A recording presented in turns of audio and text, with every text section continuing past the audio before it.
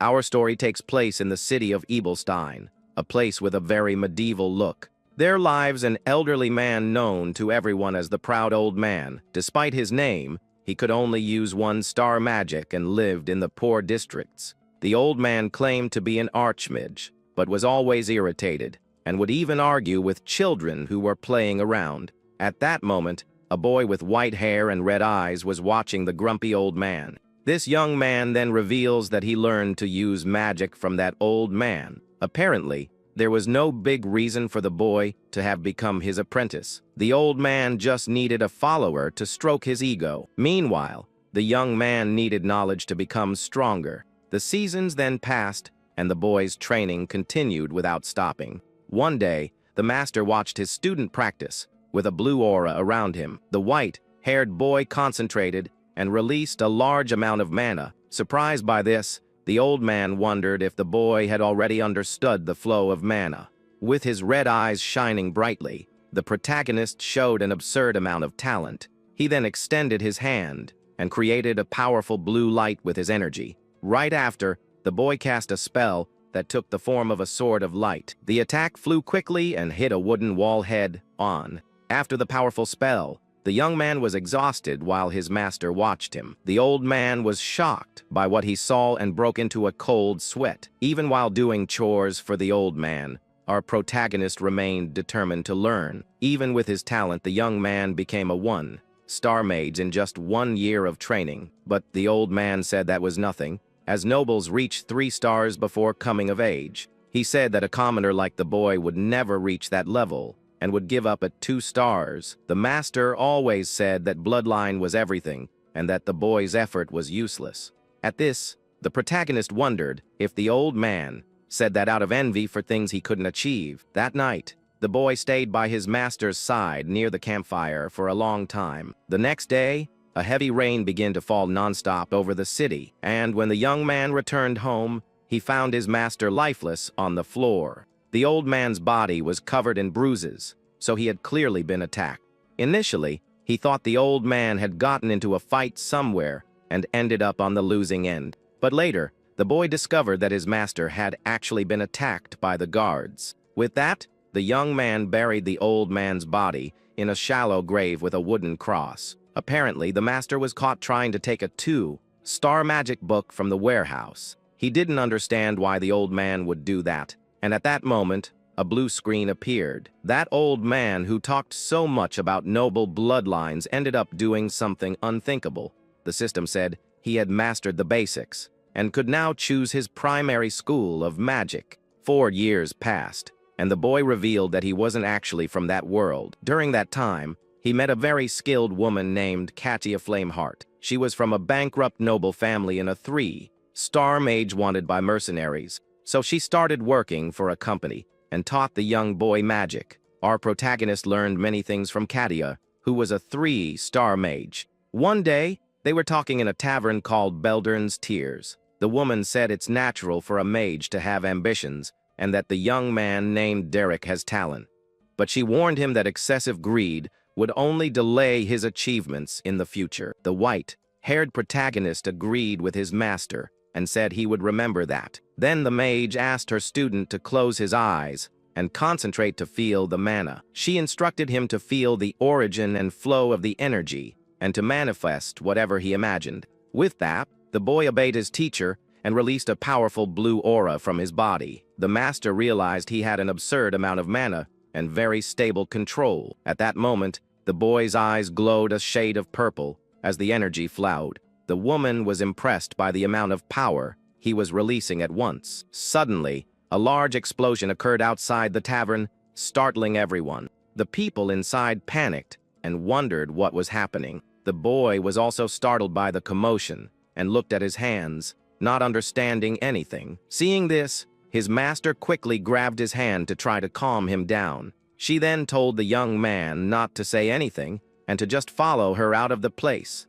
Outside, some guards were gathering because they heard the loud explosion coming from there. The mage then led her student through an alley to avoid meeting the city soldiers.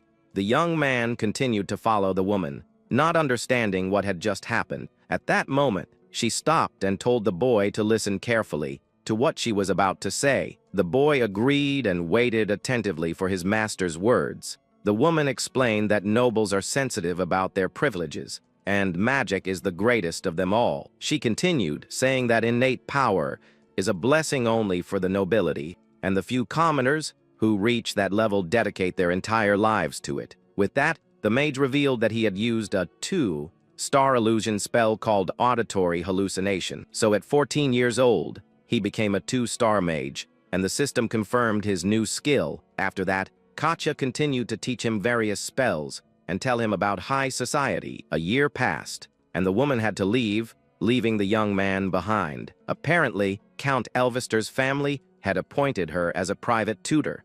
This was an offer that the mage simply could not refuse. Being a magic teacher for a noble family of that caliber was a blessing for anyone. As a farewell gift, she left a two-star magic book for the boy. The protagonist then took the book his master gave him and began to study on his own. A year later, he learned two more two-star spells on his own. With a determined look, the young man showed that he wasn't going to stop there. At 16 years old, he had no intention of stopping, and a man called out to him in the tavern. The man asked the boy what kind of job he was looking for. He then revealed that it was a request from the family of Grand Duke Duplain. The young man was surprised and wondered why such an important family would seek them out. But the man said the important thing is that the Duplain family spends gold like it's water. He said that if they could get a connection with them, they would have more opportunities in the future. The young man then asked what they wanted the company to do. The man replied that they just needed to hunt some monsters on the outskirts of the Grand Duchy. Our protagonist found that very suspicious and became thoughtful about the job. With that, he refused to do the job, and the man shouted for him to wait. The white-haired boy said he doesn't do suspicious jobs and to call someone else. But the guild master complained that they needed a mage and that they are rare nowadays. The young man still wondered why they would need a mage to hunt a few monsters. The white-haired boy then turned around, annoyed by his boss's insistence. To convince him, the man offered a gold coin as an initial payment. Upon seeing the money, the young man seemed to reconsider his boss's proposal. At that moment, a gentleman with a monocle and a mustache appeared on the scene. With him were two women, an older one and a hooded one. The guild master then introduced the boy to his new clients, but the old man said that a child who hasn't even had his coming-of-age ceremony is no good. The boss tried to defend the young man, saying he is the most skilled mage he knows. Ignoring the man, the old man said they should leave because he wouldn't entrust the mission to a child. With that, the clients turned and started walking toward the tavern's exit. However, the hooded woman seemed to have other plans and looked back. She then approached the white-haired boy and called him over for a chat. They then departed for the Grand Duchy of Duplain to begin the mission. There, the young man began to face the goblins using his powerful magic. With his red eyes shining, he showed his determination in combat. He defeated the monsters with ease, and without showing any mercy, one of the goblins tried to attack the boy from behind with a makeshift axe. But the green creature's attack was no match for the young man's speed. With a cold look, the protagonist finished off the last monster of the horde. Afterward, he used an electric spell to take care of the monsters of bodies. With everything finished, the young man informed the official that the job was done. The old man and the woman observed the scene without showing much surprise. The hooded girl then commented that he dealt with all of them very quickly. Back at the tavern, the white-haired boy met a fellow guild member. The blonde girl accused him of having become the noble's little dog. She yelled that even though they were commoners, they shouldn't lower themselves for the nobility. The young woman then asked how much they paid him to throw away his pride. The guild master held up one finger, and the girl got angry, thinking it was 1 silver coin. But with a mischievous smile, the man revealed that she was mistaken. He then said that it was actually 1 gold coin, and the girl was shocked. With that, the young woman begged for them to let her grovel before them too. That night, the young mercenary reflected on the day's events. The girl who caused the scene was now passed out while the boss asked about the job. The white-haired young man replied that it was no big deal, and he just hunted some goblins. But the boy then revealed that the 3 clients were actually lying about everything. Surprised by the revelation, the guild master didn't understand the situation. He explained that a noble official should have youth and social skills, but the old man had neither, and the woman who claimed to be a maid had hands that were too clean for someone who does heavy labor. When he was about to talk about the inspector's apprentice, his boss interrupted him by calling his name. The young man then looked at his superior with a serious expression on his face. The man said that they are mercenaries and just need to do the job and get the money. Although suspicious, the boy agreed with his boss's words and accepted the situation. The boss finished by saying that in the wild, only survival matters and the rest is worthless. The next day, they returned to the Grand Duchy of Duplain to finish the job. The young man informed the clients that the area was clear and the goblins wouldn't be back for a while. With the job done, the guild master asked the old man about the final payment. At this, the client handed over 2 shiny gold coins as a reward for the service. The man got excited about the money and showed the 2 gold coins to the boy. Seeing that scene, the man with the monocle cleared his throat to get their attention. He said that he greatly values the young man's skills and would like to make a new request. The guild master then jumped into the conversation and asked what he wanted with his subordinate. The man revealed that the Grand Duke was offering 15 gold coins for the job, leaving everyone shocked. The man with the monocle then asked if the young man would accept the new mission. Without hesitating for a second, the white-haired boy agreed to the proposal. With that, they took a carriage and departed for the Grand Duke's residence. Soon they arrived at the Duplain family mansion, a giant and luxurious place. The guild master was impressed by the size of the noble residence. Before they entered, the old man said he needed to formally introduce himself to them. He revealed that his name is Dylan, and he is the head butler of the estate. The guild master became nervous, not knowing what to do in that situation. Next, the older woman introduced herself as Katerina, the head housekeeper. Embarrassed, Jaden introduced himself as the leader of the Beldern mercenary company. The young man thought that he had expected this, but their positions were quite high. At that moment, the hooded girl, who had been quiet, began to move. Seeing this, the guild master wondered who that last person could be. The mysterious woman then removed her hood, revealing her face to everyone. Her long, dark hair swayed in the wind as she revealed herself. The protagonist watched the blue-eyed girl with a serious expression. She introduced herself as Azilin and said she wants to appoint the boy as her sister's tutor. The young man was shocked by the proposal and wondered if he had heard correctly. Inside the Duplain residence, a young man throws the door open and enters the office. He then storms into the office and yells at his father, named Valerian. The boy rushes in, catching the attention of his father and his blonde brother. The Grand Duke then tells his son Raig to carry himself with dignity in his presence. Annoyed, the young man says that the one who needs dignity is Yahello, as he supports a maid. The young woman is crying desperately because this Yahello person went too far and harmed her. The blonde brother then tells Raig to be quiet because they were in the middle of a conversation, but the young man ignores him and says that more than 10 servants have quit in the last month. He then asks how long his father will continue to ignore that troublemaker. The blonde brother stands up, annoyed with Raig's attitude, and shouts his name. Then the light-haired man tells his brother to stop making a scene and to leave. The dark-haired boy is silent for a moment with a serious expression. He says that even if Yahello is useless, they still have Isulin for the future. Raig then states it's time to get rid of the troublesome girl, but the Grand Duke calmly takes off his glasses and says that's not his decision to make. The young man reveals that he has already found a monastery for her and that it would be better for the family. Furious at his son's words, the father forcefully grabs him by the head. In a swift move, the Grand Duke slams Raig's head onto his desk. With a threatening look, the man pins his son against the wooden desk. Even though he's hurt, the young man says that when the time comes, his father will have to decide. The Grand Duke stares at his son with a cold, threatening gaze after the altercation. Meanwhile, Isulin and our protagonist finally arrive in the main room. The girl then asks if the young mage has ever heard of her sister, Yahello. With a mysterious smile, She says her sister isn't well known to the public.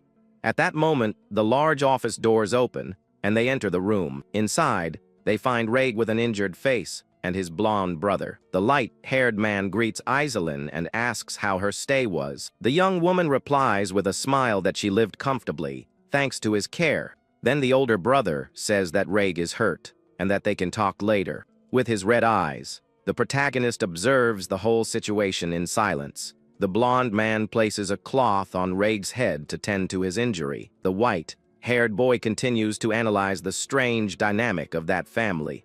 Then he notices the maid who was with Reg, crying in a corner of the room. The young mercenary becomes thoughtful, trying to understand what is happening there. Back in the office, the Grand Duke says he is happy to know his daughter is well. Iselin thanks him and introduces the boy as Diala's new magic tutor. The family patriarch then puts on his glasses and stares at the white-haired young man. The girl says that since he's busy, they will leave the room now. But before they leave, the Grand Duke tells the new magic tutor to stay behind. The protagonist turns around, not understanding what the nobleman wants to talk to him about. In the office, the atmosphere becomes tense as the Grand Duke and the young man stare at each other. Calmly, the head of the Duplain family begins to write on a piece of parchment at his desk. He then comments that the boy is very young and asks if he is 16 years old. The white-haired protagonist confirms his age to the nobleman with a simple yes. The man asks about his skills, and the young man says he uses one-star magic. With a smirk, the Grand Duke starts to laugh at the boy's answer. He says that humility isn't always a virtue, and that he knows the young man is lying. Seeing that he's been found out, the white-haired boy just remains silent. Then the nobleman releases his aura, and the young man realizes he is a 5-star mage. The mercenary apologizes, but the Lord says he understands, as having too much talent can be a bad thing. The man comments that based on his clothes and age, the young man doesn't look like a magic tutor. Without hesitating, the white-haired boy reveals that he is actually a mercenary. The nobleman says he trusts his daughter's choice and will allow him into the annex. He dismisses him, but the young man interrupts to ask one last question. The Grand Duke then allows the boy to say what he wants to know. The young man says that his duty as a mercenary is to ensure that Lady Diala learns magic. He explains that the mission is to get the girl into high society. The man then asks why the boy is stating the obvious to him. At this, the young man reveals that he actually has a very serious request to make. The Grand Duke is intrigued by the boy's boldness and waits to hear the request. Meanwhile, elsewhere, a plate is thrown forcefully against the floor. At the noise, the maid cries out in shock and cowers in fear. The servant apologizes several times, but the girl treats her with great contempt. The young noble then tells the maid to get lost and threatens her not to show her face again.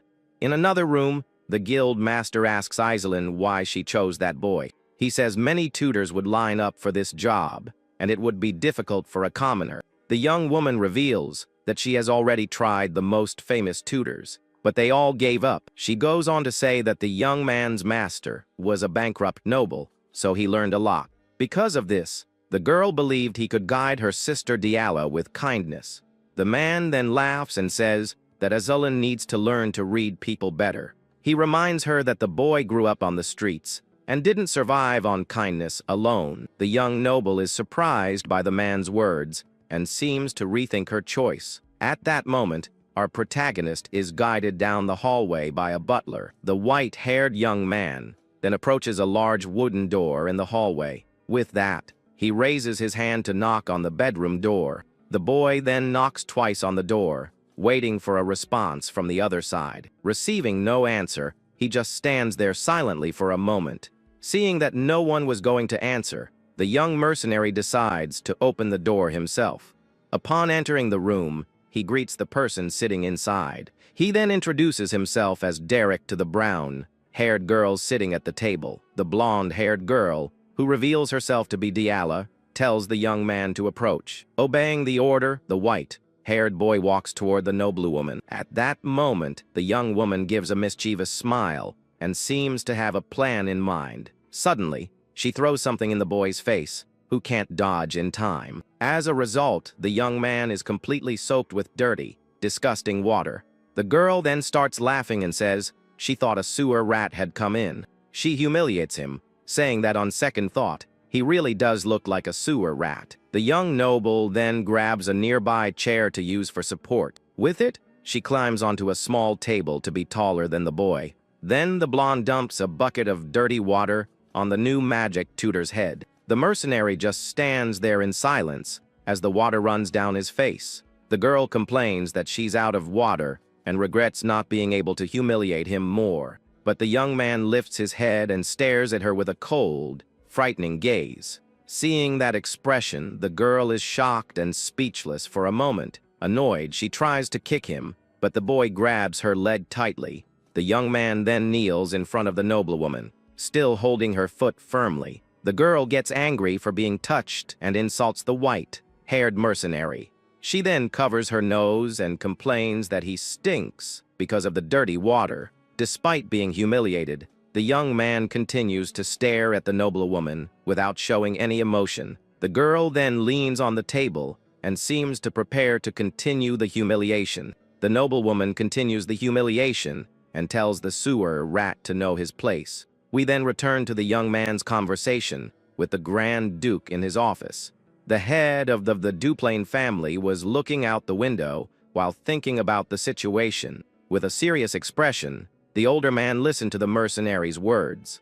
The boy says that Diala's problem is not a simple one and makes a request to the Lord. With his red eyes, he asks how much authority the nobleman will grant him. The Grand Duke then stares at the white-haired young man, analyzing his bold request. Back in the present, the blonde girl's face is red, and she's in shock. Apparently, the young man lost his patience and gave the spoiled noblewoman a firm tap. He then looks down on her with a cold expression and no regrets. Shocked, the girl puts a hand to her face, unable to believe what just happened. With his red eyes glowing, the mercenary tells the young woman to get up. At that moment, he remembers a conversation from 3 years ago with his master.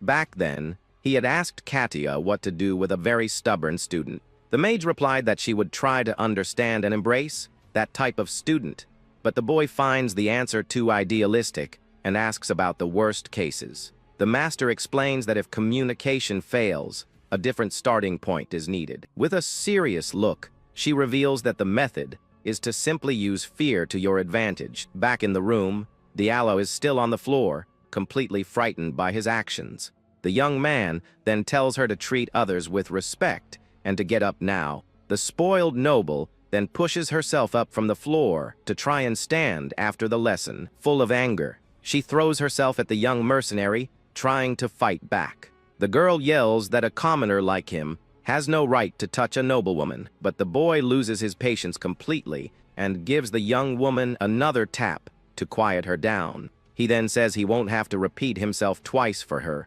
either. With a scary smile, the noblewoman seems not to understand what he is saying, so she yells for the butler and accuses the young man of harming a lady of the nobility. At this, the head butler and the maids come running and ask if she is okay. The old man scolds the boy and says the Grand Duke will find out what he did. But unfazed, the white-haired young man just takes out a parchment he was keeping. He reveals that the Grand Duke gave him full authority over the girl's education. The butler takes the document and is shocked to see the family's official seal on the paper. The young noblewoman is also surprised and doesn't understand what is happening. That night, the Duplain mansion seemed calm, but the commotion wasn't over yet. The blonde brother, Valerian, runs through the halls with Raig, who is trying to calm him down. He then bursts into one of the rooms, yelling and calling for the mercenary he hired. Inside, the white-haired young man was calmly reading a book in bed. Valerian yells, asking how he dares to lay a hand on Diala, but Raig holds him back forcefully. Calmly, the tutor replies that it was something permitted by the Grand Duke himself. Raig then tells his brother that their father allowed it, and that he is a guest of Aizelin's. Valerian then tells the young man to come with him, and tells Raig to stay out of it. The dark-haired brother says that Diala needed a lesson, and that Valerian won't overdo it. At this, the protagonist watches the two brothers with a serious expression on his face. Reg wonders why his blonde brother protects that hopeless girl so much. In a dark room,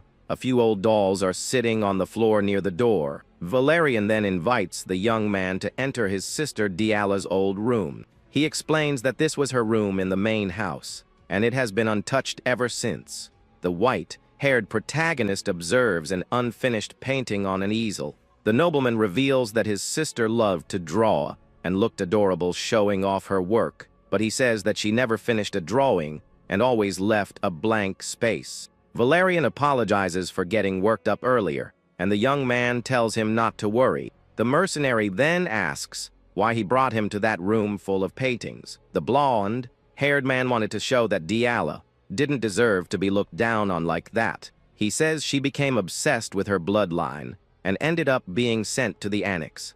Now Valerian wants to prevent them from sending her to a monastery and picks up some books. With that, the older brother begs the young man to save his sister Diala, but the protagonist notices something in the books and asks the nobleman to wait a moment. He says that based on the notes in the margins, the girl hasn't completely given up on magic. The young man asks if those are books from the School of Regulations, and Valerian confirms. The mercenary becomes thoughtful with the new discovery and seems to have a plan in mind. The young mercenary then observes one of the landscape paintings in the girl's room. With that, he picks up one of the theory books that were there and seems to make a decision. Then he says he's going to try his new plan and hands the book to the noblewoman's brother. That same night, the annex of the Grand Mansion was completely silent and dark. In her room, the young Yahello was sleeping peacefully in her bed without noticing anything unusual, but suddenly, a bucket of very cold water is thrown forcefully to wake her up. The girl then wakes up screaming desperately with the ice-cold water all over her face. The new tutor asks with a cold gaze if she was serious about sleeping. Confused and very annoyed, the noblewoman asks if the mercenary has gone completely crazy. He then grabs her by the arm and says they need to go somewhere important. The boy drags her down the hall as she yells for the servants to stop him. Under the bright moonlight, the young man takes the noblewoman out of the mansion by force. He drags her along a dirt path, away from the Duplain family residence. Arriving at a secluded spot, the tutor throws her forcefully onto the dirt ground. The girl yells angrily and asks who he thinks he is to dare to teach her. The young man asks if she wants to hear an interesting fact, and she gets confused. With a smile, he reveals that he's not going to teach her magic, and that he just enjoys roughing up nobles. Shocked by the revelation, the girl asks what he just said to her. He continues, saying that being a tutor is just an excuse for his wicked plans. Then the mercenary gets closer and says, it's an excuse to deal with nobles like her. With that, he draws his sword and says the screams of nobles are quite beautiful. The girl then asks, frightened, if he thinks he'll get away with this. With a smile, he says yes, because she's going to a monastery, and no one would believe her. The mercenary says that in the worst-case scenario, he can atone with his life, since a commoner's is worthless. He continues, saying he could just run away, and would be doing the family a favor by getting rid of her. Completely terrified, the young noble thinks she's done for if she gets caught by that man. With that, the blonde-haired girl starts running desperately to escape the danger. She thinks she needs to lose him in the forest, because he would easily catch her in the open field. The young woman knows the forest well and plans to get back home through it, but she ends up tripping. She then thinks that he's the one who's in trouble, but suddenly something catches her attention. A huge fireball appears in the sky, illuminating all the darkness of that night. The white-haired young man then launches the powerful spell in the direction of the forest. Startled, the girl turns around and realizes that it's a fireball spell. The magic tutor holds the sphere of fire with a serious and determined look. With a mischievous smile, the mercenary shows that he's not playing around. At this, the powerful fire magic flies quickly toward the frightened girl. The reflection of the flames shines in the noblewoman's eyes as the attack gets closer. With a scream of terror, the girl is thrown back by the impact of the explosion. A large fiery explosion happens right behind her, destroying everything around. Fallen on the ground and in a total panic, the young noble can barely believe what she saw. With a frightening smile, the mercenary says he missed his shot on purpose.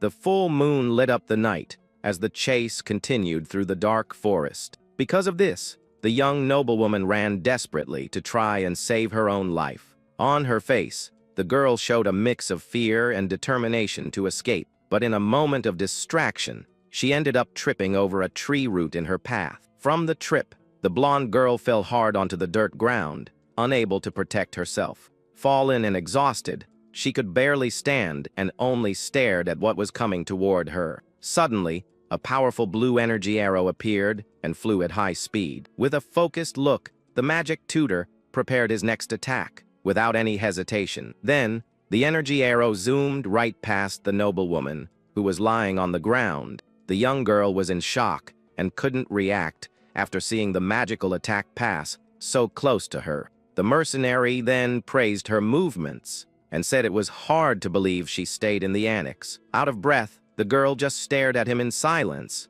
completely confused. Then she stood up and started running back into the forest, while the young man watched her. With a slight smile, the white-haired tutor seemed to have everything under control. The noblewoman wondered how long she would keep running and if she would ever manage to escape that place. Suddenly, she seemed to have a big realization and stopped running for a moment. Meanwhile, the boy used his magic on a puddle of water along the path. He then observed the trail in the dark forest that the blonde girl was following. The young man confirmed that it was the forest he saw in the paintings and where she used to play. He understood that she felt the energy of nature and transferred it into her paintings.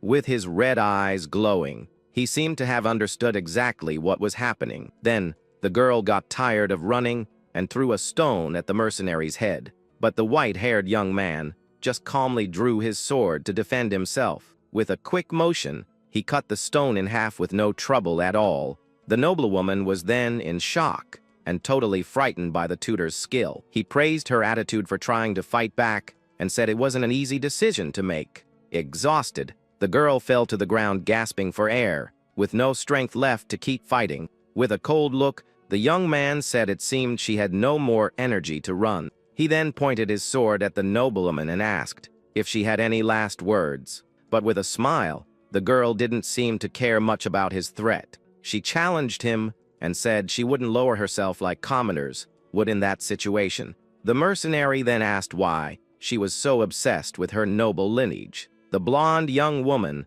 just lowered her head in silence for a moment. She revealed that if they took away her noble status, there would be nothing left for her. Angrily, the girl began to shout desperately about magic and her failure. With tears in her eyes, she screamed that he didn't know how much she had tried and failed. The white-haired tutor just watched the young noblewoman's outburst in silence. She went on to say that she failed at magic, at painting, and at everything she tried to do.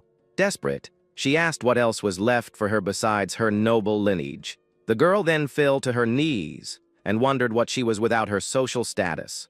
The white-haired tutor just watched her in silence, processing her entire outburst. Then he summoned a blue energy sword and prepared for the next step of his plan. With tears in her eyes, the young noblewoman seemed to have accepted her tragic end. The mercenary then raised his blade and said he had heard everything she had to say. Terrified and with a red face, the girl said her goodbyes, waiting for the end. With a quick movement, the white-haired boy swung his energy sword. The noblewoman then closed her eyes tightly while waiting for the tutor's final blow. She kept her eyes closed, not knowing what was about to happen to her. Suddenly, the mercenary's blade created massive ice crystals all around her. The young girl opened her eyes and saw the ice crystals forming everywhere. Then, the boy created an ice barrier around that noblewoman without hurting her. The girl looked at her hands and wondered if that was some kind of magic. With his plan complete, the white-haired young man then put away his energy sword. He apologized for his rudeness and praised the girl's hard work. The young noblewoman remained in shock, not understanding what had just happened there. The tutor explained that it was just a manifestation of mana and that she did well. Because of this, the girl couldn't hold back her emotions and began to cry uncontrollably. She screamed and cried desperately, releasing all the frustrations she had been holding inside. The mercenary just watched from a distance, while the young woman let it all out. The full moon in the sky then illuminated the end of that intense nightly lesson. The tutor reveals that she belongs to a wild magic school, and the girl is confused by the information. While bandaging her leg, he explains that the learning process varies greatly between different orders of mages. He goes on to say that trying to learn the wrong theories is like forcing your body into clothes that don't fit at all. At that moment, the young noblewoman asks how he discovered she was part of such a rare magical lineage. The white-haired young man says he saw the paintings she made and noticed something very special in those strokes. With a serious look, the mercenary states that she felt the energy of nature and ended up transferring all of it to the canvas. He then explains that mages of this type feel natural mana since they were children, which is why she was always different from others. The blonde girl is in total shock as she realizes her hidden talent has finally been recognized by someone. As soon as he finishes the bandage, the young man says the job is done and now she can walk with less pain. But the master warns that she has only taken the first step and that the real training will begin tomorrow. Suddenly, the blue-eyed girl calls his name while watching him walk away down the dark path. Even though she is embarrassed, the young noblewoman thanks him for his help and shows that her view of the young man has changed. The protagonist just listens to her words in silence, without showing any exaggerated reaction at that moment. With that, the two begin to walk back to the mansion, while the starry night covers the entire forest. During the walk, he comments on the sunset painting and says it was a complete work of art. The next morning, sunlight enters through the bedroom window and lights up the entire luxurious room of the residence. Young Yahello wakes up determined and sits on the bed, ready to test what she learned from her new master. Then the girl extends her hand and begins to focus a small amount of blue energy between her fingers. With an intense glow in her eyes, she tries to manifest her power naturally, just as she was instructed before. However, the magic ends up failing and turns only into smoke, leaving the little noblewoman quite irritated with the result. A maid carries a bucket of water while walking peacefully through the luxurious hallway of the mansion.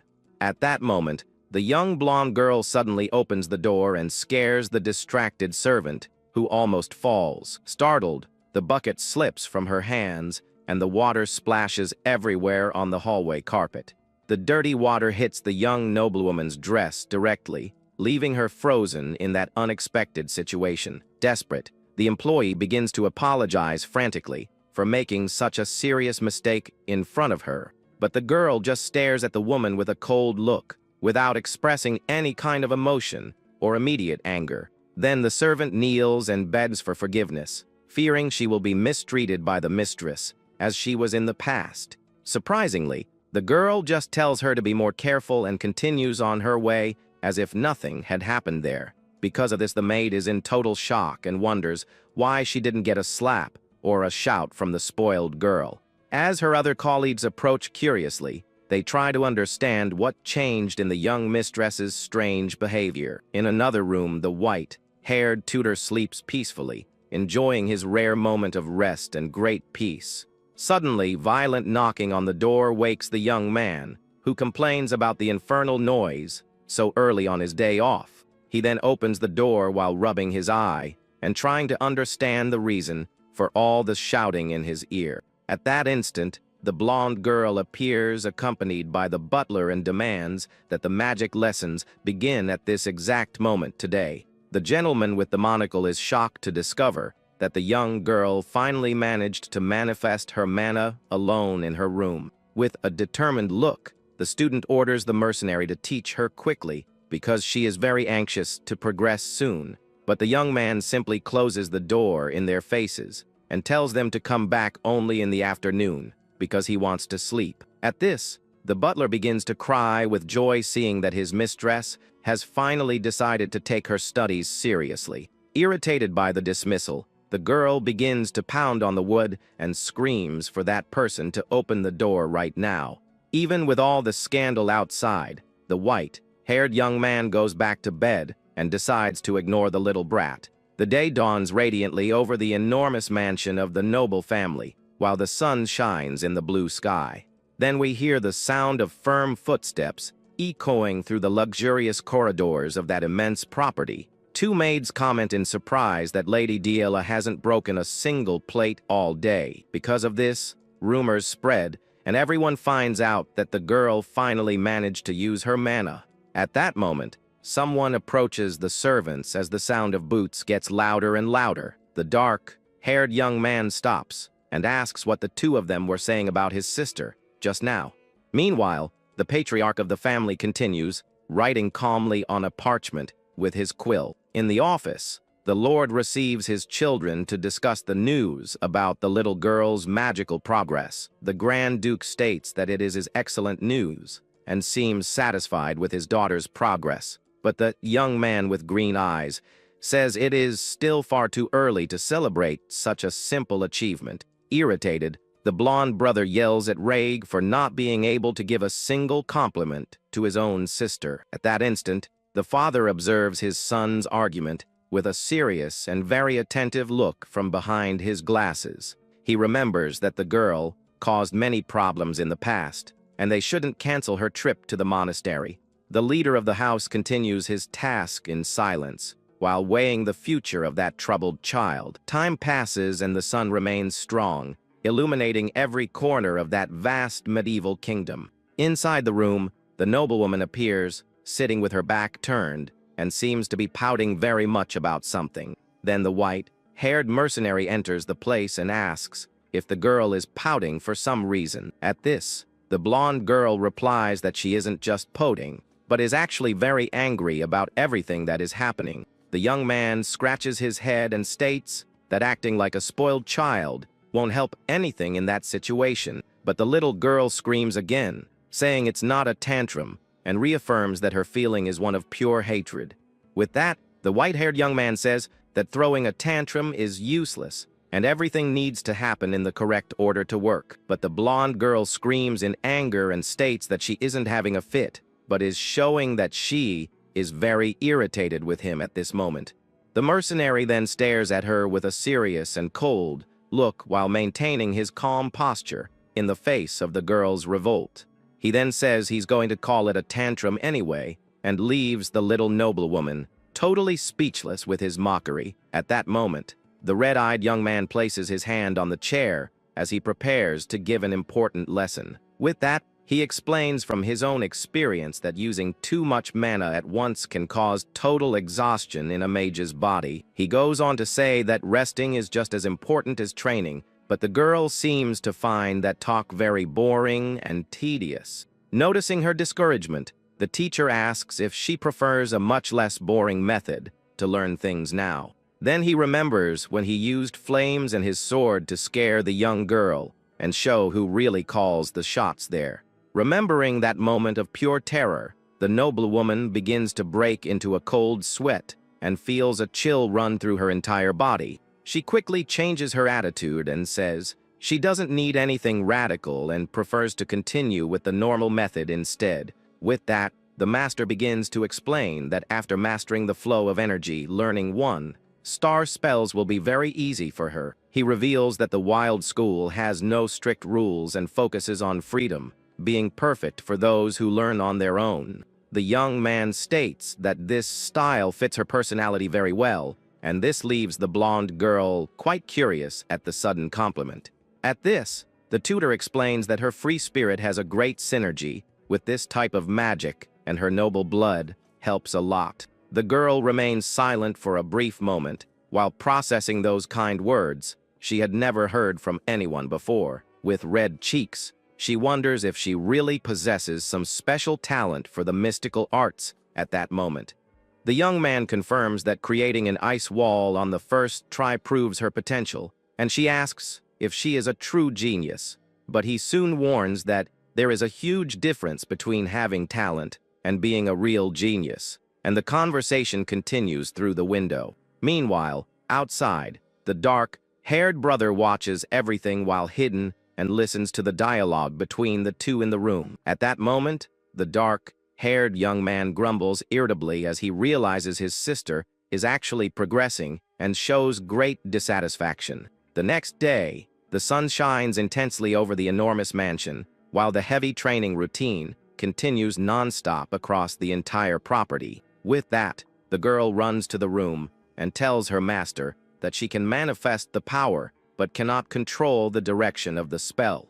Soon after, she interrupts him during his meal and complains that she tried to use the ice element, but the sensation was very strange and different from what was expected. On another day, the little noblewoman continues chasing the tutor through the corridors and screams that she feels the energy flowing, but in a totally wrong way. During sunset, the blonde girl finally finds the mercenary resting near a tree and asks what he is doing there alone. Irritated, the girl complains that he should be near the annex and asks if the young man thinks her father gave him the book just so he could be lazy. Very calmly, the white-haired young man replies that the Grand Duke lent him the material precisely so that he could study in peace. But the girl ignores the answer and states that she finally managed to make the mana flow work and asks him to check the result quickly. Meanwhile, the blonde brother named Valerian observes the view from his office window and seems to be thoughtful about the family's direction. At that moment, the doors open and the white-haired tutor enters the room, answering the urgent call of the future patriarch of the noble house. The nobleman greets the guest and asks him to sit down because the two of them need to have a very serious conversation about recent events. Sitting face to face, the blonde man asks how his sister's performance is and shows great concern for the little girl's behavior. Honestly, the protagonist states that she has progressed quite a bit, but it will still take some time until she can master basic spells. At this, the older brother reveals that their mother will soon return from a trip and warns that the atmosphere in the mansion will change drastically. He warns that the matriarch is a difficult person and that many nobles do not accept seeing a commoner occupying such an important position in the residence. With an attentive look, the mercenary says he will remember this important warning and asks if there is anything else the blonde man wants to say. The future patriarch remains silent for a brief moment while he seems to choose the right words to conclude his reasoning with the young man. He then stands up and explains that his mission as successor is to protect all family members and always be sincere with each of them. But the blonde man sighs and comments that understanding the human heart is a very complex task, and that reality is never as simple as it seems. The white-haired young man asks what the nobleman's point is with all that strange talk. At that moment, the blonde brother raises his fist and seems very emotional, remembering the family's past. He reveals with great sadness that little Diala no longer wants to play with him like she used to. The mercenary watches the man's drama with an expression of someone who doesn't understand anything that is happening. The blonde man continues his story, saying that his sister was like a perfect angel when the two were still children. While the nobleman makes his scene, the protagonist just drinks his tea calmly, not caring about his crying. Then the hare asks if there is a way for him to win back the little girl's affection somehow, but the tutor questions why he is being consulted about such a personal and weird matter. Suddenly, the girl's voice echoes through the mansion as she screams, desperately looking for her magic master. The man ignores the previous question and shows that he learned to make handmade dolls with one of the house servants. He displays a very creepy-looking toy and asks what the young man thinks of that strange work of art. Upon seeing the bizarre object, the protagonist asks if the nobleman is trying to cast a curse on someone now. Upset with the response, the blonde man begins to cry and becomes very sensitive to the mercenary's harsh criticism. With that, the scene changes to the outside of the luxurious residence, under a very clear blue sky that day. An elegant woman appears in the main hall and states that she has heard very good things about the white-haired young man. With a smirk, she comments that they managed to hire a very capable magic master for the noble family. The lady introduces herself as Mariella and says she intends to send a beautiful gift to the young man's homeland. At that moment, the young man reveals that he does not belong to any noble house or specific territory of any lord. The woman is in total shock and is startled to hear that the little girl's teacher is actually just a commoner. The sun shines brightly over the luxurious residence of the noble family, indicating it will be a long day full of surprises for everyone there. In the main hall, the young mercenary is surrounded by several maids and a very elegant lady who watches him closely. With a smirk, the woman comments that she has heard great things about the skills of the household's new magic tutor. She introduces herself as Mariella and says she plans to send a beautiful gift to the white-haired young man's homeland. But calmly, the red-eyed youth replies that he doesn't belong to any noble house or a specific lord's territory. The lady is in total shock and wonders if she heard correctly what the guest just said to her face. The protagonist maintains a serious expression and states clearly that he is just an ordinary commoner. At that moment, the woman's face twists into an expression of pure horror upon discovering the teacher's true origins. Going back 1 week in time, we see a luxurious carriage parked right in front of the noble family's massive mansion. With that, young Asura talks to the mercenary and says she made the right choice in bringing him to her territory. But she explains that she needs to return to Eberstein to handle urgent matters and will leave Delilah under the young man's care. The white-haired youth simply agrees to the order, showing he is ready to fulfill his mission without complaint. Then, the guild leader appears laughing and puts his hand on his subordinate's shoulder while making a joke about his response. He gets into the carriage with the noble woman and tells the boy to finish the job quickly before someone shows up to cause trouble. The carriage then begins to pull away from the property, leaving the protagonist alone to deal with such a complicated family. But suddenly, the dark-haired girl puts her hand to her face as she realizes she forgot to tell him something very important. With a worried expression, she warns that her mother will return next week and that she forgot to give him a warning about her.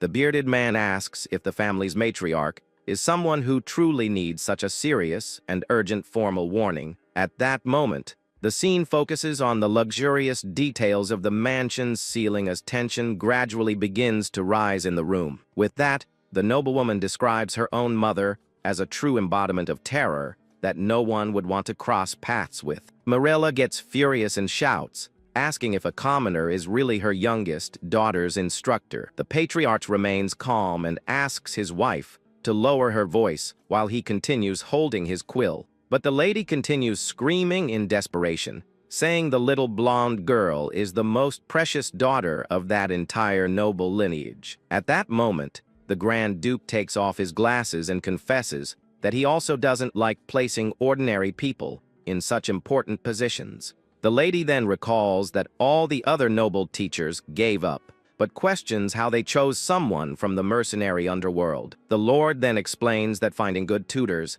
is difficult and reinforces that the white-haired young man was a direct recommendation from their daughter, Asura. With that, the woman begins pacing the office and says there must be at least a minimum standard of quality for that service. Then she suggests bringing in her own brother named Flam to teach the little girl now that she has finally managed to manifest her magic energy. The ruler asks if she wants to take a commander from the border to be a private tutor and if she thinks managing the duchy is a joke. But the matriarch shouts again, stating that Everstein's high society is a true and very dangerous battlefield for young people. With that, she points her finger and says she doesn't want to see her daughter become a laughingstock at the grand debutante ball because of a nameless master. At that moment, the large office doors open, and someone enters to interrupt the heated argument between the noble couple. The blonde son, named Valerian, asks his mother to calm down, says she didn't come there just to fight with her husband. But the matriarch tells the boy to step aside and states that the matter is not something that can be easily ignored by anyone there. Then, the other brother, named Reg, questions if the real issue isn't whether that commoner has the talent to be Diala's instructor. He walks slowly while the two watch him closely, waiting for his next words regarding the white-haired mercenary. The dark-haired young man says that having a commoner as a tutor is strange, but if he has the necessary skills, it wouldn't be a big problem. With that, the young man asks his father to let him test the mercenary personally and suggests they face each other in a magic duel. But the patriarch tells his son not to bother and states with full certainty that the white-haired young man is indeed very powerful and capable. At that moment, the green-eyed brother falls silent and stares at his father with a serious expression upon hearing that unexpected praise for the commoner.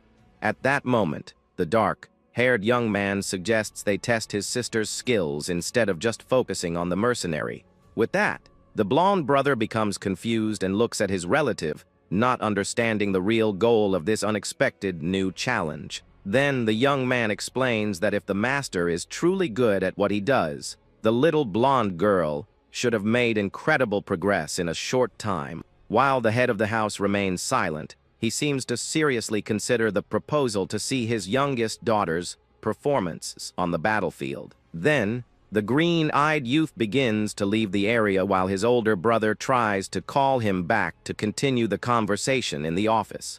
But Valerian questions him about what he intends to do by proposing a magic duel against a child who is still so inexperienced.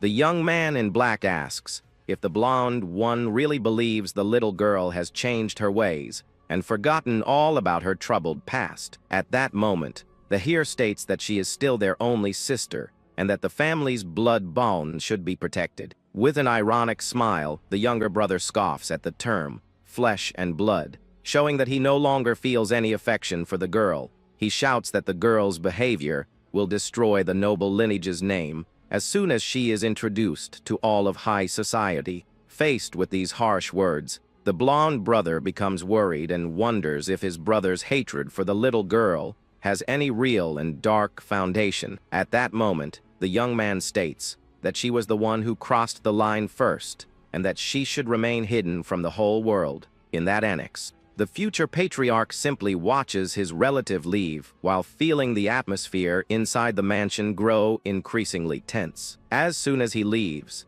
the commotion in the office dies down, but the uncertainty about what will happen in the duel remains in the air for everyone. Meanwhile, a small bird rests on a tree branch outside, indicating that a new morning has begun at the luxurious residence. Suddenly, the little blonde girl bursts into her master's room screaming, showing she is very furious about something she just discovered. The white-haired young man continues reading his book calmly and wonders what the reason is for so much noise so early in his room.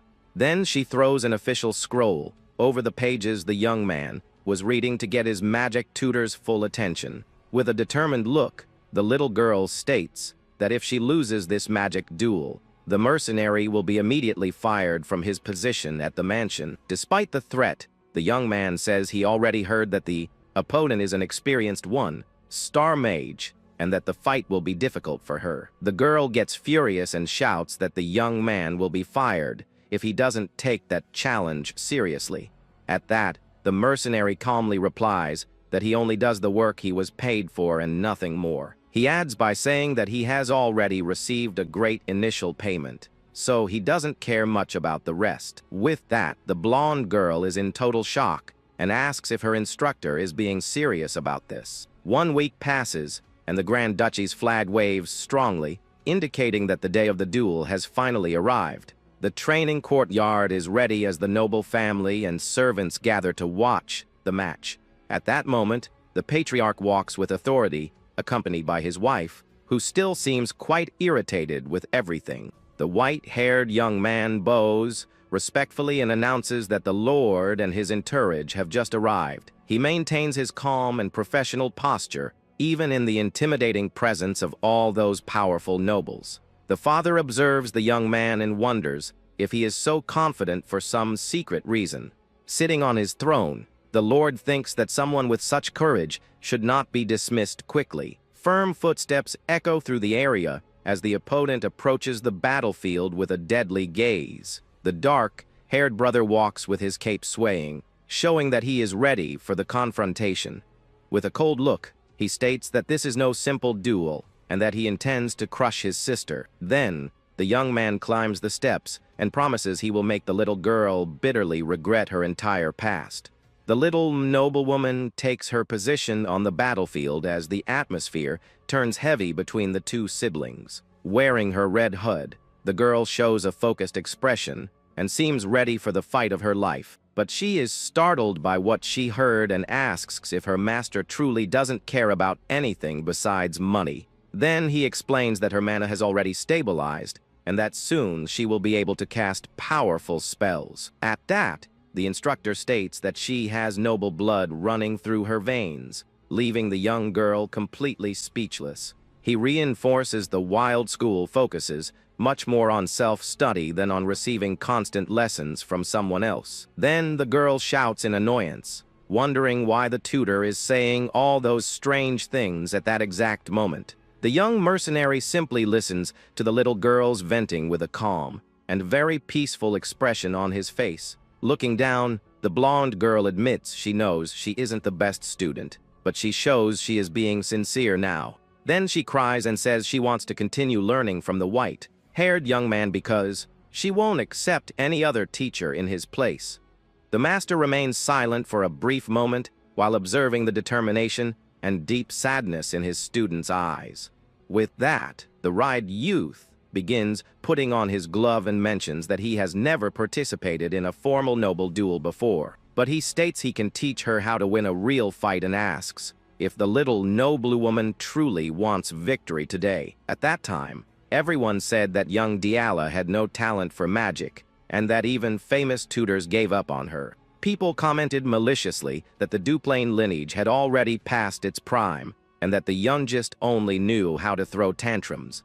Some said it would have been better if she had never been born, but the girl shows a fiery look and asks for help to win.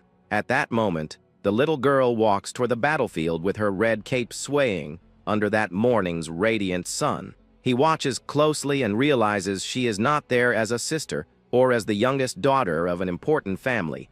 The girl takes her position with an intense sparkle in her eyes, because now she sees herself only as his disciple and a true mage. The scene changes to a flag with a symbol waving at the top of a pole. At that moment, the young woman in the red cape faces her opponent in the middle of a stone arena. A gentleman with a mustache clears his throat to get everyone's attention. Then he explains that the duel will have advanced rules, and whoever activates their protection first loses. With that, the dark-haired opponent keeps a steady and very serious gaze on the girl, but the little one in the hood isn't intimidated and shows she's ready to start the fight. The magical item that ensures the fighter's safety glows as it floats in the air. Watching from afar, the white-haired young man thinks about the 10-minute time limit and how nobles spend their money. In that instant, the duelist begins to cast a powerful spell that makes the wind blow fiercely.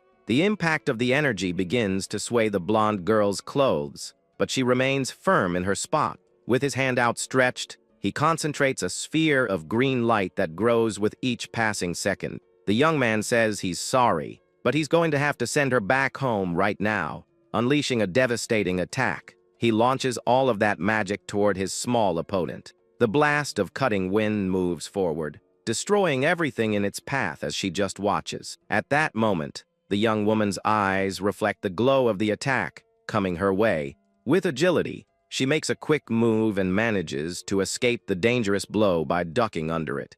The enemy is completely surprised by her speed and wonders how she dared to do that. Even though he's annoyed, he continues his quick movements, trying to hit the girl no matter what. Then, the little one moves like a blur and dodges all of his advances with extreme ease. Maintaining full focus, the little blonde shows that she won't be defeated so easily in this fight. The white-haired young man analyzes the fight and says she's using too much mana to control her spells. Meanwhile, the blast of wind hits an ice barrier, which shatters on impact. The girl in the red hood had raised a huge wall of ice to protect herself from the attack, but her enemy scoffs at her, saying that isn't a real spell, just raw mana. With that, he prepares another, even stronger blow, stating that cheap tricks can be crushed. Then the young man challenges the little blonde to try and stop this new attack that's coming with full force. The little one stays behind her ice barrier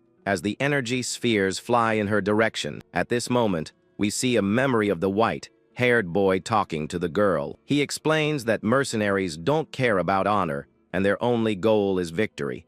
The young woman looks worried and thinks that people might dislike her, even if she wins the fight. He asks if she's okay with that, as long as she can reach her final goal. But the blonde girl yells with all her might, showing she's determined to do whatever it takes. Back in the present, the girl faces her opponent with a cold and very determined look. With agility, she runs alongside her ice wall, dodging the enemy's attacks. Then she looks back, and the narration explains that there are mercenaries who always win. The narration continues, saying that these people don't duel, they fight to win. The opponent is surprised to see the little one moving in an unexpected way. Using her magic, the girl slides across the ground, and the narration explains about using the terrain to your advantage. In this way, she uses any means necessary to achieve victory in the battle. Taking advantage of the enemy's distraction, she throws a shard of ice, hitting him squarely. With a furious look,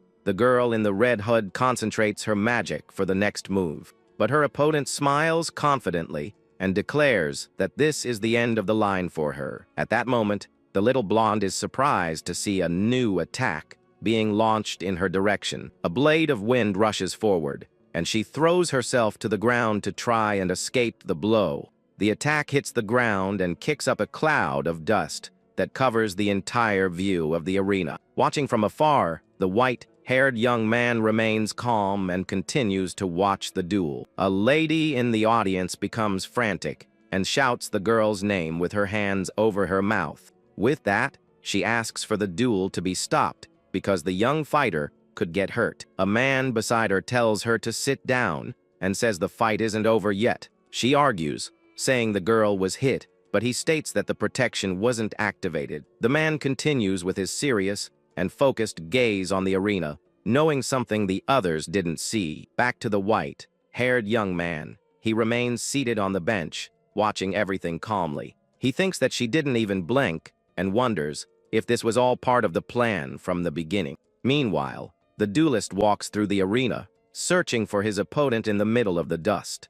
He's sure the blow landed and doesn't understand why the protection wasn't activated. Confused, the young man looks from side to side, trying to find the girl who has completely vanished. Suddenly, the wooden floor beneath his feet begins to crack in a strange way. A huge ice spike erupts from the floor and hits him squarely, launching him into the air. From the impact of the surprise blow, the duelist falls to the ground without understanding what happened. He's shocked and realizes she's attacking from under the arena's platform. The opponent looks at the judge and wonders if being off the platform doesn't mean defeat. But the gentleman with the monocle just shakes his head no in response. The young man realizes that being underneath doesn't count as leaving and that no one would expect such a trick. Even so, he gets up from the ground, determined to continue the fight at any cost. More ice spikes shoot out of the floor, and he has to dodge to avoid being hit again. Several ice spears sprout from the platform, forcing the duelist to keep moving constantly. He starts to sweat and realizes it's hard to hit her if he can't even see her. Jumping into the air, he complains that there's no noble etiquette in this duel. Looking at the hole in the floor, the young man calls the girl's name with a worried look. At that moment, the little one in the red hood emerges from the hole, looking up at her opponent from below. The little blonde's eyes glow with an intense red light, showing her full fury. The young man recognizes that look and remembers when his brother Derek did the same. With a new understanding, he seems more serious and focused for the rest of the fight. He concludes that this strategy wasn't hers, but her brother's, who is watching from afar. The duelist adjusts his cape, preparing for the next phase of the battle. With agility, he dodges another ice attack that appears suddenly. Then he says he'll play along and follow the strategy they planned. The blue sky opens up over the destroyed arena at the end of the chapter. The lady in the audience is shocked and asks if the girl went into that dusty pit. She yells at her husband to stop the duel, but he says the young woman hasn't broken any rules. The bearded man in the audience watches the fight with a thoughtful and very serious look. Meanwhile, the girl in the red hood hides under the destroyed platform. With her eyes fixed, she says that now she can see everything more clearly. the little fighter can finally see the flow of her opponent's mana. However, the young man begins to cast a spell and is surprised by the interruption.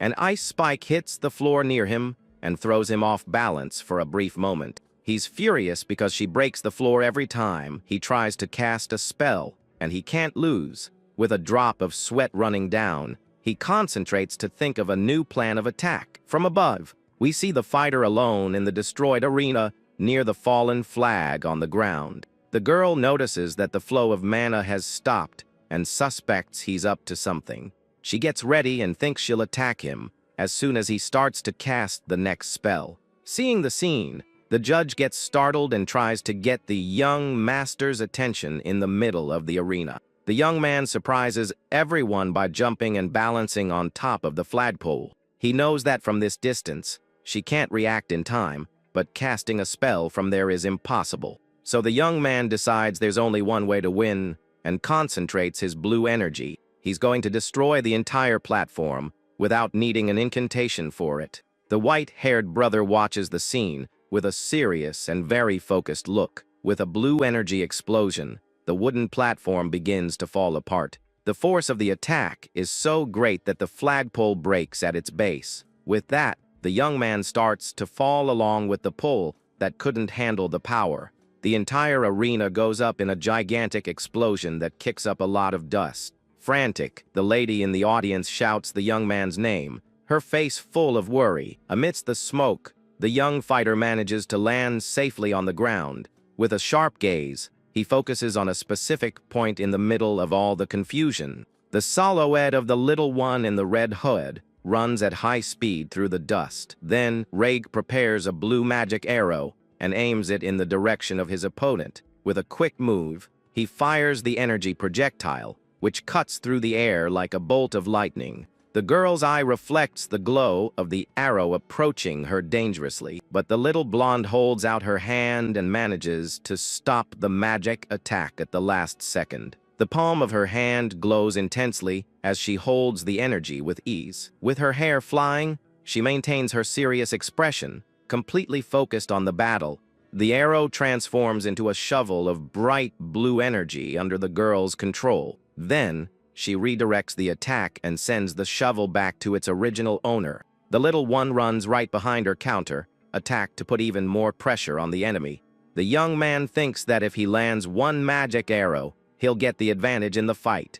But the young woman jumps into the air and lands a powerful kick right in the opponent's chest. The two stare at each other up close as the blow lands squarely with great force. Rag falls to his knees, feeling the pain of the direct impact he just took. In that instant, the girl's hand grabs a handful of dirt from the arena floor. With a quick move, she throws all the dirt in her opponent's face. With that, the dirt hits the young man's eyes, and he cries out from the unfair attack. Then he kneels to clean his face, while the little one takes the chance to move away. The young man thinks she's out of mana, which is why she's using kicks and throwing sand. Then he understands that the girl is going this far to prove her worth in the duel. So he decides he'll face her with everything he's got, like a true brother would. A bright light shines in the blue sky, marking a change in the battle's atmosphere. The blonde-haired young woman faces her opponent, who is still recovering on the ground.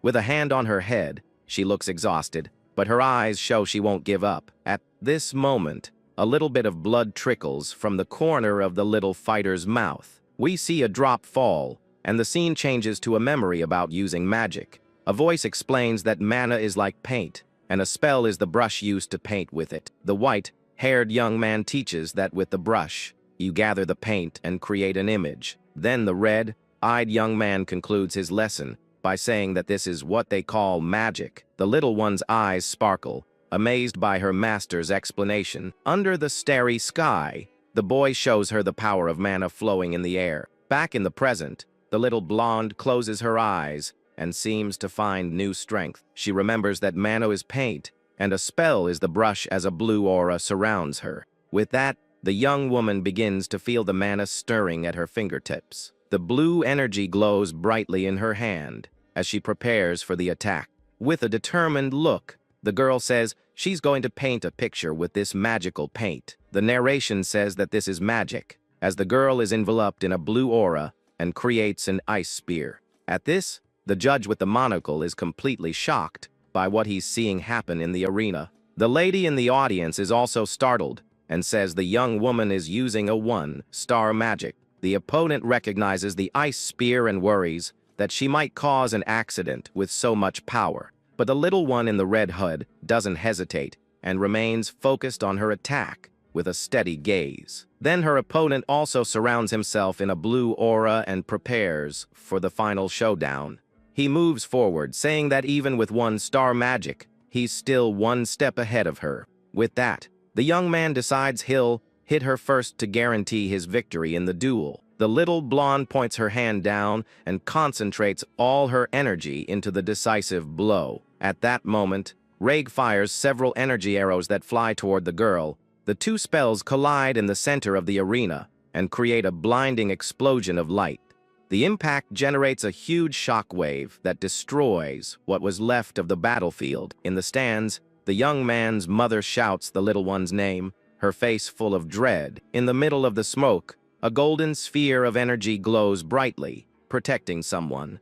General Pelham's protection sphere has been activated and now floats slowly in the air. Out of breath, the young fighter looks at the result of the clash, his whole body tired. On the other side, the girl is also breathing heavily and seems to be at her limit. Watching from afar, the white-haired young man maintains his cold and calculating gaze. We go back 1 year in time, where a few small birds are resting in a nest. The tree stands right near the grand mansion as life goes on peacefully. The Duke walks through the halls when he's told that an important letter arrived that morning. He then finds out the message is about a social gathering that's happening soon. The head of the house then spots little Diala sitting alone in her room, deep in thought. The little girl looks sad as she stares into space with a very deep and serious gaze. Her father remains silent, a heavy worry weighing on his heart. Back in the present, the young blonde girl's face is dirty after the intense fight, but a golden sphere of protection glows around her,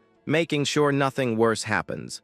The referee then confirms the barrier was activated, and the duel has finally come to an end. Her brother is on the ground, completely drained and frustrated for being taken down like that. Meanwhile, the white-haired master watches the whole scene, keeping his usual calm demeanor. He realizes the boy has accepted his loss, knowing the instructor's plan worked perfectly. Just then, the little girl starts to cry out loud, releasing all the fear she had been holding inside. Patriarch watches his children from a distance, trying to grasp the real impact of such a strange victory. But her mother is furious and yells that such magic is too unrefined for a noble. The girl is still in tears, unable to believe her technique is being criticized so harshly. The lord of the house looks thoughtful as he listens to his very angry wife's harsh complaints. Then, a memory surfaces of a knight named Raymond, who served with great honor in the past.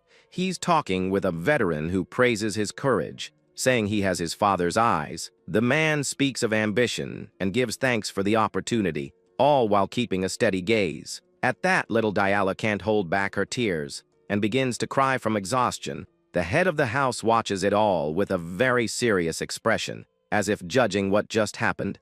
He remarks that the light in his daughter's eyes has changed quite a bit. As the maids approach with concern, the maids become frantic when they see her injuries and say she needs medical attention right away.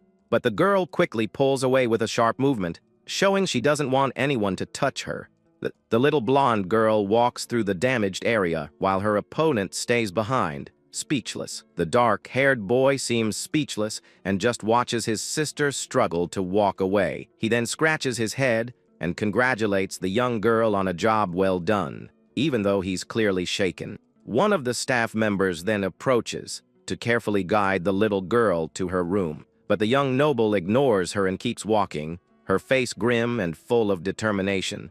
The little girl then approaches her master, who was sitting on a bench watching from a distance. The white-haired tutor just looks at her with his red eyes, waiting for her to say something. The blonde girl lowers her head, seeming to feel the weight of not having won. Then she starts to cry again, showing that her spirit is quite shaken after the intense fight. But the girl clutches her clothes tightly and whispers that she lost the duel to her brother. She then apologizes as tears stream endlessly down her dirt-streaked face.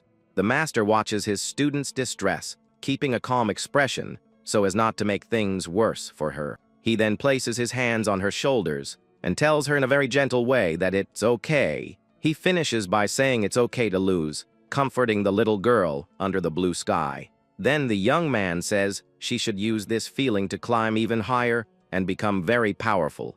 The little girl looks at her instructor in pure shock as tears continue to stream down her face. But the little girl starts crying loudly again, letting out all the anguish she had bottled up in her heart.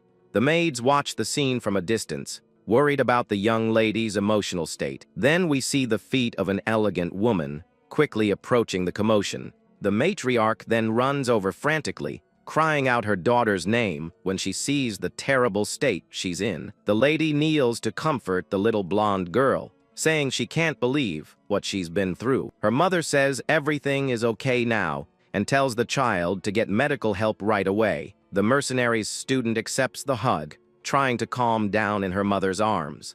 The maids then begin to lead the girl away from the courtyard so she can rest. The woman then wipes her face with a handkerchief, seeming to hold a deep resentment for what she's witnessed. But the protagonist just turns his back and begins to walk away with his usual cold demeanor. Then the noblewoman's firm footsteps echo, showing she isn't going to let this go. The red-eyed young man notices something is off and wonders what's about to happen. The matriarch then yells furiously, calling the young man common trash and questioning his actions. She then strikes the instructor hard across the face, making it clear she won't be challenged. The woman then grabs his clothes in a rage, saying he has tainted her family's purity, but the young man takes the blow in silence, keeping a serious expression even while being berated. She then yells about dignity, saying there are values a commoner like him could never understand. The lady then calls for her husband, complaining that the training her daughter received was awful. Then, the woman is struck by her husband and stands in shock, a red mark on her face. The Duke grabs her by the arm and asks if she doesn't realize who is being unseemly. The lady is stunned, not understanding why he's defending a mere commoner like that. He agrees the young man is of no standing, but reminds her that he is still their daughter's teacher. The protagonist remains silent, thinking that no father should ever treat a teacher that way. The Lord then asks the young man to forgive his wife, saying everyone has their own way of showing they care. The white-haired young man stays silent, just processing the whole commotion. But the tutor says it's fine, and the Lord calls him for a serious private conversation. The two begin to walk, while the matriarch stays behind, watching everything with resentment. Her face red with anger, the woman makes it clear she won't forget this slight anytime soon. In his office, the patriarch dips his quill in the inkwell and says the young man has taught Yahello very well. As master of the estate, he states he must give the tutor a fitting reward. The Lord then offers a 3-star magic spell, leaving the young mercenary quite surprised. He realizes the nobleman hit the nail right on the head regarding his desires. The young man thinks that a 5-star mage knows him better than he knows himself and has made a perfect offer. Knowing an opportunity like this must be seized, he confirms he truly wants the reward. But the Duke explains that while he has taught her well, a 1-star magic isn't enough. The white-haired young man listens intently as the noble says the girl can now grow on her own. With a serious look, the patriarch reveals that his daughter no longer needs an instructor, but a true master. The lord of the house then dips his quill in the ink, once more to finalize their agreement. The Duke remarks that the young man has too much ambition for a commoner and that he shouldn't even dream of it. He goes on to say he knows how insulting this is to nobles, but he'll overlook it just because it's him. The protagonist remains silent as the lord of the house reveals he knows his true intentions. The patriarch then states that with such a mindset, he can't stay there for long and begins to write. With a serious look, the nobleman asks directly if the young man is prepared to leave the mansion. The mercenary confirms that he is, but the Duke asks him to teach little Yahello for a while longer. The white-haired young man then thinks about the highest level a commoner can possibly reach in their world. The Lord then repeats the question, asking if he truly wants a 3-star magic spell as his reward. Without hesitation, the red-eyed young man answers yes, as he greatly desires that powerful ability. Just then, a door opens, and a brilliant light illuminates the entire hallway of the secret location. The protagonist then enters a massive library and begins to explore the shelves filled with books. He carefully takes an old, detailed book that was stored on one of the nearby shelves. Opening the tome, he sees various runes and magical symbols drawn on the time-yellowed pages. The young mercenary analyzes the contents carefully, looking very focused on learning the new spells. With an admiring gaze, he realizes the material is truly impressive and very valuable. The narrator explains that many mages spend their entire lives trying to obtain a single 2-star book, but here, the white-haired young man has access to an entire collection of books with 3-star magic. He then thinks that he now has more than enough reason to stay at the estate a while longer. Elsewhere, the guildmaster worries, knowing that if a certain blonde girl finds out, it will cause a huge problem. The scene then ends with 2 white doves flying freely across the blue sky on that sunny day. With a proud smile, the little noble girl brags that she is now a 1-star mage. The white-haired tutor agrees half-heartedly while reading a book, saying she can be called that. The girl is furious at his lack of enthusiasm, but the young man retorts that the achievement wasn't hers. She then complains that it's not easy, and he notes that she seems to have recovered well over the last 3 days. The master then teases her, reminding her that she was crying her eyes out before, leaving her completely embarrassed. With that, the little blonde girl denies everything, yelling that she wasn't crying, it was just a speck of dust in her eye. The young noble pouts and complains that she thought she'd be kicked out and that her father took a long time to announce his decision. The instructor then suggests starting the lesson, saying that since she's growing fast, she'll learn other spells soon. The girl looks at him with a mischievous smile and asks what he meant by the word fast. He explains that her growth is unusual, and she boasts that she's the type to keep her promises. The apprentice then suggests starting with magic arrows or her brother's powerful wind blades.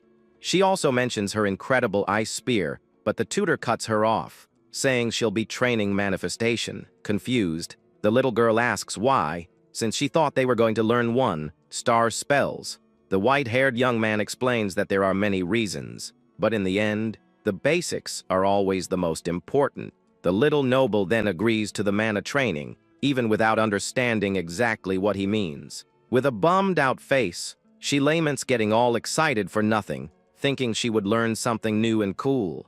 The young blonde-haired girl continues with her clear expression of disappointment as she looks at her teacher. The master then asks why she's looking at him like that, and the girl wants to know if there's something on his face. He says no and explains he's just surprised she's obeying so easily for the first time. At that, the noble girl gets all flustered and states with her arms crossed that she has always respected his words. The master then remembers the time the girl threw dirty water on him with a malicious smile on her face. He continues, saying she spilled that water twice, making the young girl completely embarrassed. The little blonde asks if he still remembers that, and the young man replies that it's pretty hard to forget. With that, she tries to change the subject by praising the weather and runs off excitedly for her magic lesson. But the white-haired young man just smirks, knowing she's avoiding the subject. Later that night, the full moon illuminates the massive mansion of the noble family under the starry sky. In the gardens, the girl trains her mana with great effort and seems to be completely exhausted. Just then, the instructor approaches and comments that he heard her schedule is about to get much fuller. The two of them sit on the ground, tired, and the little noble confirms she's also heard the news. She then explains that starting next week, she'll also have etiquette and general education classes. The master asks if that isn't a good thing, but the young girl questions if he thinks she's happy about it. The blonde then complains about all the boring subjects she'll have to study and wonders how her sister put up with it all. The tutor then reveals that's why her sister is called the Flower of Duplain and is the center of high society. The girl says she just wants to study magic and the young man tells her to do so, since the Duke gave his permission. The mercenary then asks with a confident look if there is anyone who would kick him out now. But the little noble girl smiles and says yes, because even with her father's support, her mother wouldn't accept it. The young man asks why the matriarch wants him gone so badly, and she explains her mother's concerns. The master then comments that her duel was a far cry from the dignity that nobles so desperately seek. The girl says that if it's nothing special, then it's not a big deal, and looks very confused. With a determined look, he reveals that shutting the matriarch up isn't as hard as she thinks. He just has to take away her excuses. The little noble girl is confused by her master's words and doesn't quite understand his plan. The next day, the routine in the mansion continues as normal under the morning sun. The matriarch walks through the halls with a look of headache and worry. She then remembers the instructor and imagines how he could be a terrible influence on her daughter. With that, the lady laments the situation of her poor little girl, who is in bad hands. The woman imagines the mercenary teaching the mercenary way to the young noble girl. In her vision, she sees her daughter arriving in high society carrying a wild pig on her shoulders. The matriarch then gets a headache just thinking about her daughter laughing like a maniac. The lady then thinks that even with her husband's support, she's still the lady of the estate. With that, the woman decides she will find a way to solve this problem once and for all. Just then, the little noble girl appears and calls for her mother in a very calm voice. The matriarch turns with a smile and thinks about how much she loves her daughter's childish ways. She fondly remembers how the little girl always runs into her arms smiling. With these thoughts, the lady is silent for a moment, just appreciating her daughter, but suddenly, her expression changes to one of complete confusion at the young girl's attitude. Wearing a blue dress, the little noble girl formally asks if her mother rested well the night before. At this, the matriarch is completely shocked and doesn't understand this change in behavior at all. The girl explains that she couldn't leave the annex before, but now has a piano lesson. The woman remains stunned and stammers, not knowing how to react to her daughter's new posture. The little noble girl then says goodbye with a curtsy and says she must go as her schedule is full. Confused, the lady asks her daughter about the etiquette lessons that were only supposed to start next week. With a confident smile, the little noble girl confirms the information and says she's looking forward to the classes. At this, the matriarch becomes even more confused and tells the young girl to hurry to her class. The woman then watches her daughter walk away with a very different posture than before as the servants look on. Just then, one of the maids drops her tray on the floor, startled by the young noble's change. With that, the little girl turns and asks the servant if she was hurt in the fall. The maid is shocked by the kindness and stammers that she's fine. The matriarch then watches her daughter walk away again, unable to believe what she's seeing. Meanwhile, in the noble district of Ebelstein, Rosia Hall is full of laughter and conversation. A dark-haired young woman sips tea while listening to her friend talk about her concern at their last meeting. The dark-haired girl then apologizes for making her friend worry like that. With a smile, she explains that most of her worries have been resolved, and she's doing much better. Her red-haired friend named Ellent is relieved, but comments on the rumors that she saved someone. The young noble then reveals that her younger sister needed a magic teacher, and she went to find one herself. Ellent is shocked by the revelation and wonders how amazing this teacher must be for her to do that. Just then, another noble named Denise joins the conversation and asks about the younger sister. The dark-haired girl confirms that she saw her sister at the mansion and that she's become a very proper young lady. She goes on to say that the little one even manifested one-star magic and her conduct was flawless. Denise finds this odd, as she heard the Duplain family was hiding their youngest daughter. With a smile, the young noble says it was worth going to the mercenary guild to find the tutor. Meanwhile, the young woman with glasses keeps writing in her book, unaware of the commotion that's about to unfold. At this, the red-haired noble becomes thoughtful upon hearing that a simple mercenary is acting as a teacher. She then takes a sip of her tea while trying to understand how the little blonde girl has changed so much. Just then, a memory comes to mind of when the staff would run away in fear because of the girl's strong temper.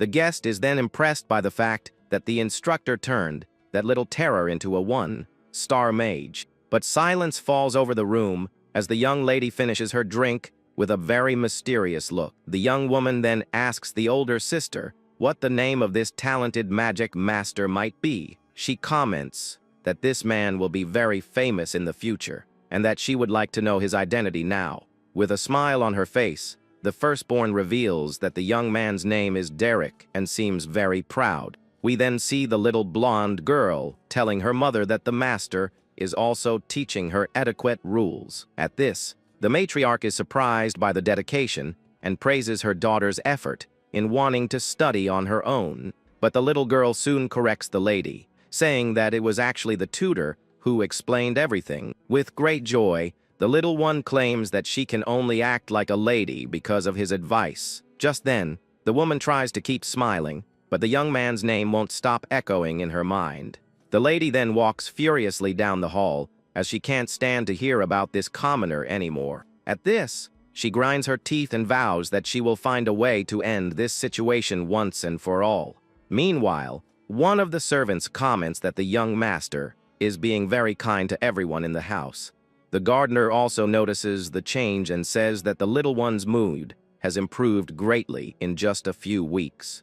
With that, the butler is impressed and compares the little blonde's posture to the elegance of her older sister. But the matriarch watches from afar with great resentment, realizing that her daughter finally looks like a true noble. That same night, the stars shine brightly as silence falls over the entire property. At that, the spell book is open on the grass, revealing complex symbols that glow under the moonlight. The white-haired young man is sweating a lot as he tries his best to control his energy.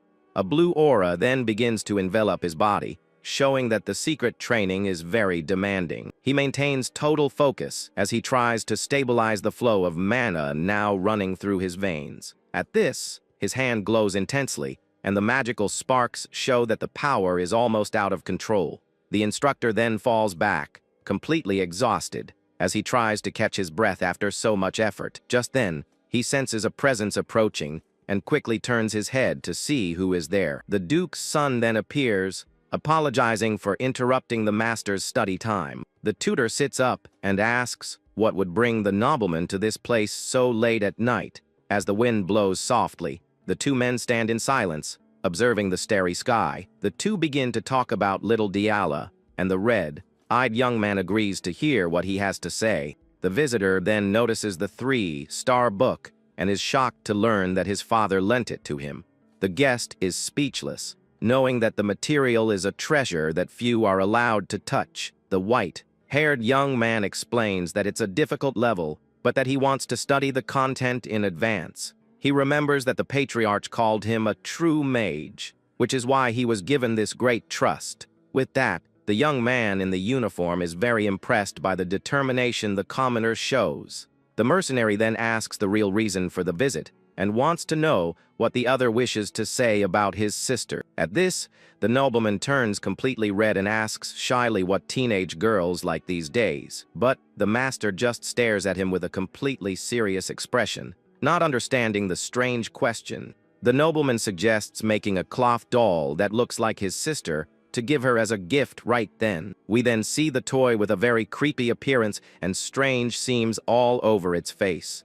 The white-haired master then immediately rejects the idea with a very serious and focused look. With that, the young man in uniform gives a nervous laugh and agrees that it wouldn't be a good gift for the little one. Just then, the two of them stand there, observing the beauty of the starry night in complete and utter silence. But soon they decide to go back inside the mansion, walking calmly across the garden lawn. The dark-haired young man then thanks the instructor for everything he has done for his family lately. He then comments that the atmosphere in the residence is much better, and everyone seems very happy now. With a smile, the young man states that even his father seems pleased with what's happening in the house. The firm footsteps then echo through the garden as the conversation flows in a very friendly manner between them. Just then, the hare observes the sky and says that people really can change over time. The young noble then looks up and reflects on how he himself needs to seek personal growth. With that, he turns to the mercenary and thanks him again with a look of pure gratitude and respect. The red-eyed young man just listens to everything in silence, always maintaining his mysterious and calm posture. The little blonde brother then comments that her magic seems very different from anything he's ever seen before. At that moment, the master thinks that the young man is a true genius for noticing such small and rare details. With that, the nobleman mentions that her mana style seems to come from the famous wild school of combat. The teacher then explains that when she reaches a certain level, she won't need a guide to evolve anymore. At this, the instructor states that at very high levels, a master's interference can even hinder the student. With these thoughts, they go their separate ways, knowing that the little noble's time to shine will come soon. 2 months pass, and we see a delicate flower on the table, illuminated by the morning sun. The little blonde girl is sitting while the maid carefully arranges her hair. The little girl then smells the flowers and comments that spring seems to last for months. With that, she says that she has already mastered one star magic and has become friends with everyone in the mansion. Just then, the young noble's eyes sparkle as she states that all of this is thanks to her tutor. But the servant smiles and asks if she is so happy because she has another magic lesson today. The little one then decides to set aside one of the flowers to give to the white-haired master later. Suddenly, the flower falls from her hand in slow motion, and the mood in the room changes completely. The plant now lies on the floor as a feeling of sadness fills the room. The little girl is then in shock, with tears in her eyes, as she sees her master standing in front of her. Just then, the blonde girl asks what he meant by those harsh, blunt words. He is accompanied by her brother and maintains a very distant look, avoiding eye contact with the girl. With that, the young man states that he has nothing left to teach her and that their training is over. We then see the fallen flower on the floor, as the narrator says that nothing lasts forever, like the seasons. Later, the red-eyed young man speaks with the Duke and explains that his daughter is very talented. But the young man states that if he continues to stay there, he will end up hindering his student's natural growth. The head of the house then understands there is no longer a reason for the mercenary to remain in the mansion. The Lord remains in complete silence for a long time, just processing the difficult decision. Just then, the patriarch stands up from his chair and faces the teacher with great seriousness. With that, he thanks him for all the changes and for the incredible progress his daughter has made in recent months. The Lord confesses that he was so consumed by work that he ended up being an absent father, but now he feels relieved. He then looks at the tutor and asks directly when the young man intends to leave the mansion for good. The white-haired young man reveals that he will catch a ride in the older sister's carriage when she comes to visit. With that, the patriarch tells him to return the library key, and the young man agrees to give it to the butler. But the noble is very direct and says he doesn't need to wait, ordering the key to be returned right now. The instructor is silent for a moment, just holding the spellbook he was reading. The lord of the house then dismisses the young man, saying he can leave if he has nothing more to say. With a somber look, the red-eyed young man just lowers his head without saying a word about it. He then gives a final bow to the head of the family and prepares to leave the office. His footsteps echo down the giant hallway as he walks alone, with a very serious expression on his face. But suddenly, the little noble girl appears and complains that he showed up out of nowhere and is now leaving the same way. The little girl stands there with a very sad look, seemingly in disbelief that her master is leaving. The tutor says there's nothing to be done, and she retorts that she knows he won't listen, but she'll speak her mind anyway. With her eyes full of tears, the young noble begs her teacher not to leave her like this. The white-haired young man averts his gaze and remains silent, unable to face his student. He then turns his back and starts to walk away, leaving the little blonde girl behind in the empty hallway. He explains that he will go back to being a mercenary and that she should keep training for her debut in society. The little girl lowers her head with an expression of deep sadness, looking as if she has lost all hope. With a smile, the young man says that they will meet again, and he will be able to teach her new things. At this, the little one lifts her face in anger and says he's so annoying for making a promise like that. The little girl complains that he always says the right thing, leaving her with no arguments to respond. Later that night, the little noble has a restless sleep and seems to be having a nightmare. In her dream, several shadows surround her, telling her she is a useless child with no talent. The voices continue to haunt her, yelling that she is the shame of the family and should never have been born. At that, her eyes snap open with an expression of pure terror and deep fear. With that, the young girl wakes up screaming in despair and sits up in bed, her heart racing. She tries to catch her breath as sweat drips down her face after that horrible dream. Just then, the little girl realizes it was all just a nightmare and tries to calm down a bit. But one of the maids rushes into the room and asks if the young master is really okay. The little noble looks at the servant with a tired gaze and tries to hide the scare she just had. A dangerous idea then pops into her head, and she starts thinking of a way to resolve things. She then imagines going back to being the spoiled girl she was before to create a pretext and cause a lot of trouble. With a somber look, the little one thinks about how she could act terribly to everyone in the house. She believes that if she does this, her master would be forced to stay and take care of her again. The young noble bites her lip, caught in a terrible dilemma, not knowing which path to take. But she soon discards this idea and decides she will no longer act in that selfish and childish way. With a smile, the little girl says it's okay, 'cause she knows that kind of attitude doesn't make her valuable. The next day, the morning arrives, bringing a new light of hope to the grand estate of the nobles. We then see the instructor with his bags outside, as the older sister prepares for the trip. With a gentle smile, she tells the young man to say his goodbyes, as they will be leaving the mansion soon. The white-haired young man prepares for departure with a serious and determined look on his face. Outside, the whole family and the servants gather for the young teacher's final farewell. The oldest son asks if he's really leaving, and the instructor confirms that he needs to go back to where he came from. With that, the siblings thank him for his hard work and offer to help with anything he might need in the future. The mercenary just thanks them with his head bowed, seeming to process the whole farewell. Just then, he raises his gaze and looks at the little noble girl with his intense red eyes. The little girl remains with her arms crossed and an expression of pure stubbornness on her face. At this, she gets all flustered and asks why her former master is staring at her like that. With that, the little blonde says she's not a child anymore and wasn't going to beg him to stay there. But the white-haired young man states that it was an honor to teach her and hopes she remembers his magic. The young girl then smiles and says she'll tell everyone that he is her great teacher. The red-eyed mercenary cracks a small smile upon hearing his apprentice's proud words. However, the girl's expression soon turns sad, and she seems to be fighting back tears in front of everyone. At this, she tells him to take care, and the young man tells the little one not to overdo it in her training.